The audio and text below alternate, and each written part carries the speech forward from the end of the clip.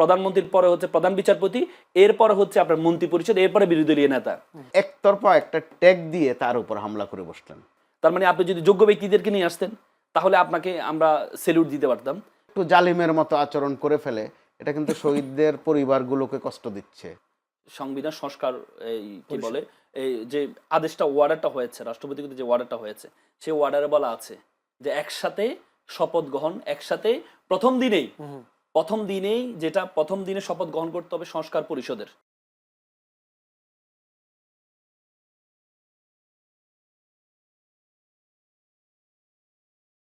সেখানে বলা হয়েছে যে এখানে যারা নির্বাচিত হবে তারা প্রথম ৩ মাস তাদের কার্যক্রম হবে কনস্টিটিউটিভ অ্যাসেম্বলি, সংবিধান প্রণয়ন, এই কি বলে এই গণপরিষদ হবে, তাদের কাজ হবে সংবিধান প্রণয়ন করা। এলপ্পটা 1970 সালেও হয়েছে।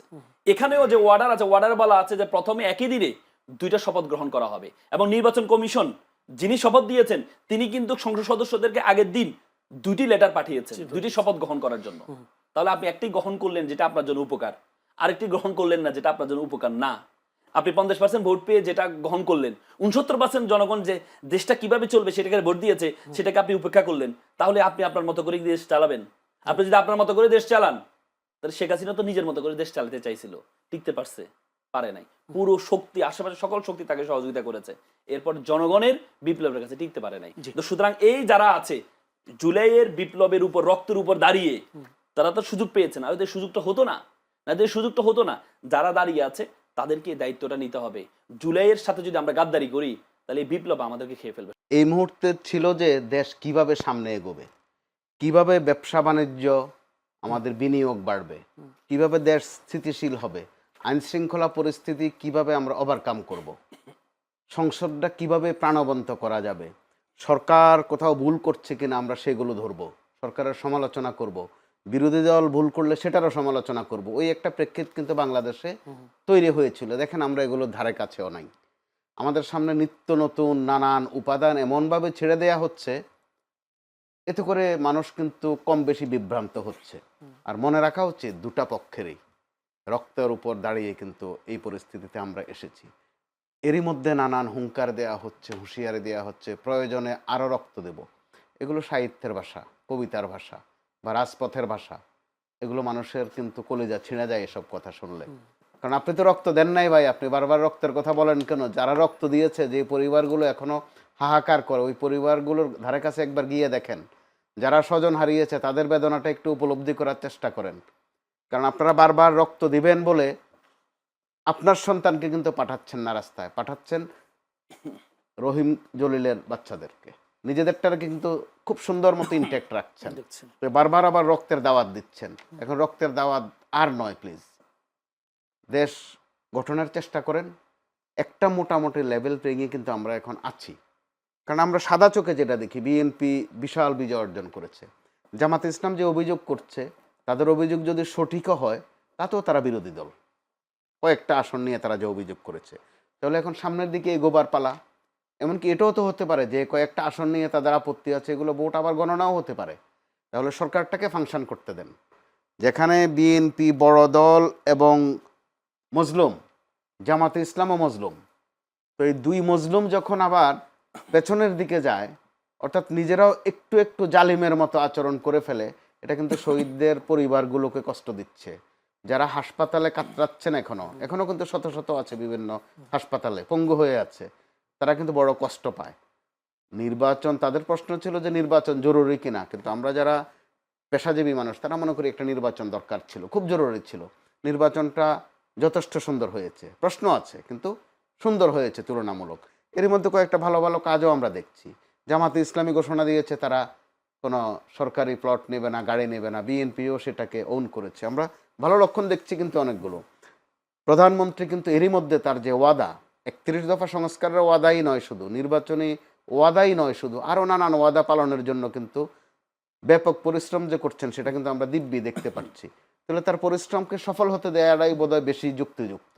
তা না করে আমরা পেছনের আলাপকে যেভাবে আস্তে আস্তে করে টানছি সামনে, কোনটা বৈধ, কোনটা অবৈধ, কোনটা সাংবিধানিক, কোনটা অসাংবিধানিক, যথার্থ বলেছেন অ্যাডভোকেট রাসেল যে দুদিন পরে কে যে বলে আসবে, এই স্রোত যদি চলতে থাকে যে সব বাদ দেন, শেখ হাসিনা এই প্রধানমন্ত্রী সাংবিধানিকভাবে। কারণ ওইদিকে যেতে বোধহয় খুব একটা সময় লাগবে না যদি আমরা এই অপ্রাসঙ্গিক আলাপে বেশি থাকি। জি, একই পরিবারের 3 জনকে হত্যার অভিযোগ প্রতিপক্ষের বিরুদ্ধে আছে এবং নিহতের সঙ্গে প্রায় 4 জন, আহত 10 জন। এই যে আধিপত্য বিস্তার, এগুলোকে আপনি মব মনে করবেন না আন্দোলন, নাকি আধিপত্য বিস্তার, কোন ক্যাটাগরিতে ফেলবেন? এগুলো সামাজিক অশান্তি মোটা দাগে। তো মবের বিষয়টা স্পষ্ট, যেহেতু মন্ত্রী মহোদয় করেছেন, বুঝে শুনেই করেছেন। ডক্টর ইউনূসের সময়টাতে সংস্কার কিছু কিছু যে হয় নাই তা নয়, কিন্তু সবচেয়ে মানুষকে ভুগিয়েছে মব, আর বেশি ভুগিয়েছে আমাদের শিল্প সেক্টরকে। মব মানে আমি আমার একটা জানার, মব আর আন্দোলন দুটোর মধ্যে পার্থক্যটা কি আসলে? একটু আছে। জি। আন্দোলনটা ঘোষিত বিষয়, আর মবটা অনেকটাই পান্ডামি টাইপের, একতরফা। বিভিন্ন শিল্প প্রতিষ্ঠানে গিয়ে মব হয়েছে। তো আমি যদি গাঁথনিতে যাই, এটা একান্ত আমার নিজস্ব উপলব্ধি যে মূল স্রোতের বাইরে গিয়ে, মূল স্রোত বলতে আমি সরকারকে মিন করছি না, আমাদের সামাজিকতা, আমাদের চিরাচরিত কালচারের বাইরে গিয়ে যখন আপনি নানান ছুতা ধরে শাহবাগে করেন আর শাপলা চত্বরে করেন, মানুষের বাসায় গিয়ে করেন, এগুলো এক ধরনের অসভ্যতা, বর্বরতা। আমরা মব বললে তো মনে হয় যেন আদর করি বুঝি, এগুলো পান্ডামি। এই পান্ডামে আমাদের অর্থনীতির সর্বনাশ করেছে গত 1.5 বছরে। ডক্টর ইউনূস সরকার এই জন্য কিন্তু কলঙ্কিত হয়ে আছে, বিশেষ করে একটি বিষয়ে।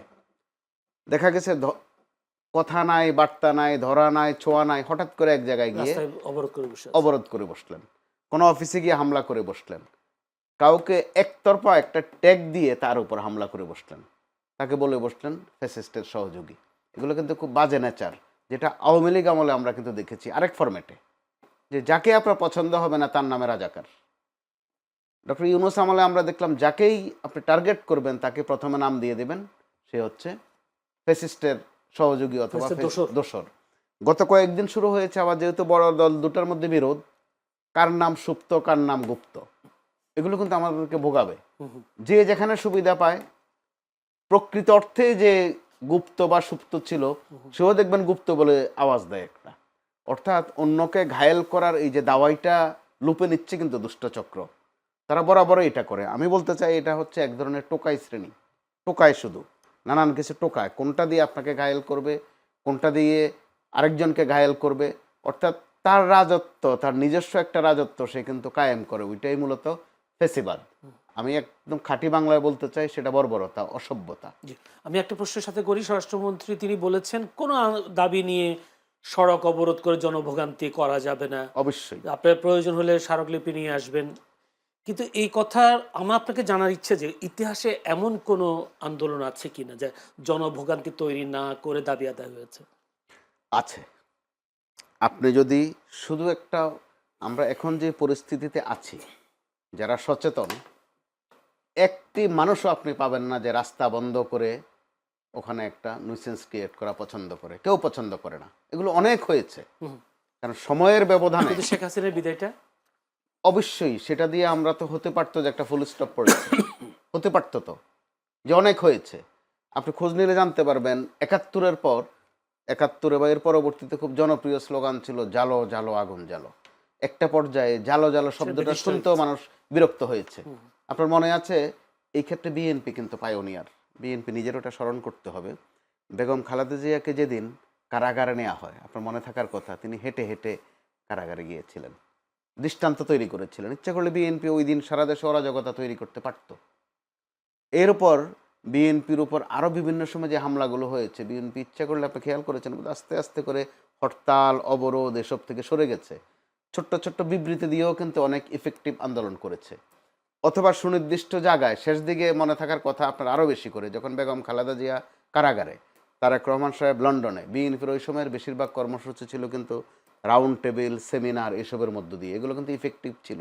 এমনকি 31 দফা যে সংস্কার প্রস্তাব, সেটাও হয়েছিল কিন্তু অত্যন্ত পরিশীলিতভাবে।